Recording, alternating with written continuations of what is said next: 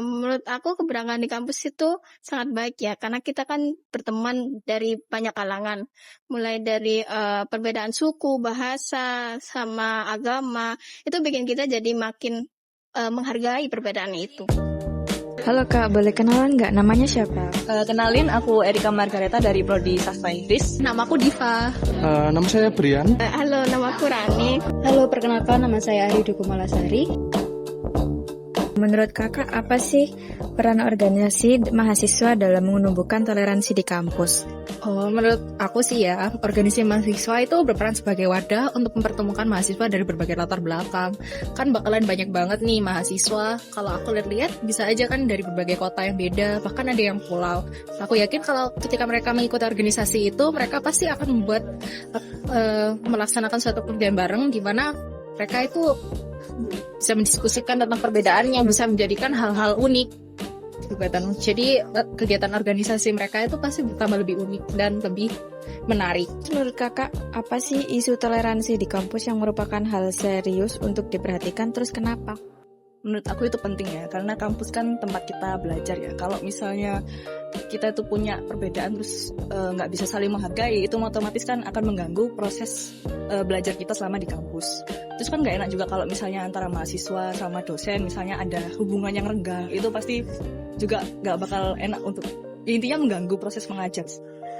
Terus menurut kakak, apa sih penyebab utama munculnya sikap intoleransi di kalangan mahasiswa?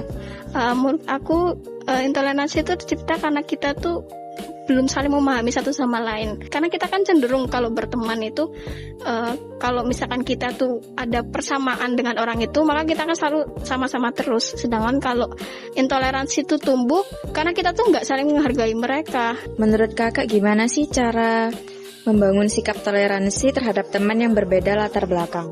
Kalau dari aku sih pribadi, mulai dari hal kecil dulu ya. Kayak contohnya menghargai cara pola pikir dia, terus habis itu perbedaan adat dia, gimana sih cara dia kayak mungkin berpikir dalam suatu hal dan beda dengan saya. Mungkin itu kan bukan hal yang kayak kriminal ya, jadi itu unik. Menurut kakak, kampus udah cukup aktif belum sih dalam mencegah dan menangani kasus intoleransi? Menurut saya, sejauh ini kampus sudah mulai aktif untuk menangani kasus intoleransi. Seperti contohnya itu ada satuan petugas di kampus kita itu ada namanya Satgas PPKPT. Itu biasanya melayani untuk laporan tentang intoleransi. Kamu pernah nggak lihat atau mengalami sikap intoleransi di lingkungan kampus? Kalau mengalami sendiri sih saya nggak pernah, karena saya juga termasuk mayoritas ya di sini ya. Tapi kalau melihat itu banyak, karena contohnya salah satu teman saya sendiri itu, mohon maaf disebut dia itu Chinese ya, dia itu minority. Dia itu sering di tempat umum itu kayak kurang dianggap, karena mungkin ya itu tadi perbedaan yang sangat signifikan itu tadi ya.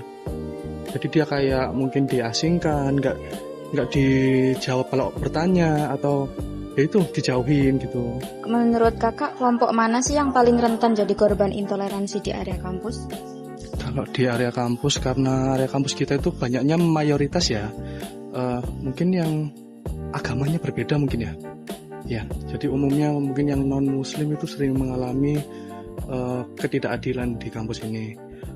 Sama juga yang bisa disebut punya orientasi seksual berbeda.